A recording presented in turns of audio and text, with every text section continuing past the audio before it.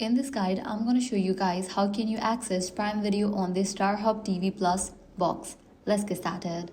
First, turn your StarHub TV Plus box and make sure it's connected to the internet. From the home screen, navigate to the app section and look for the Prime Video app.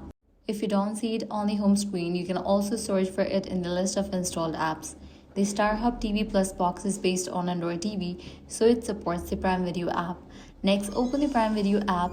If you are not already signed in, you'll be prompted to sign into your Amazon account. You can either enter your Amazon email address or phone number and password directly on your TV, or use the on-screen QR code or activation instructions, if available, to sign in more quickly.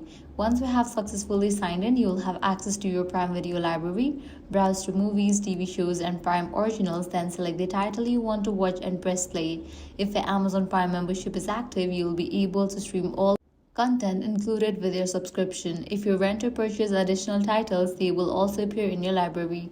And that's how you can access Prime Video on the StarHub TV Plus box. If this guide helped you out, do not forget to like, share, and subscribe.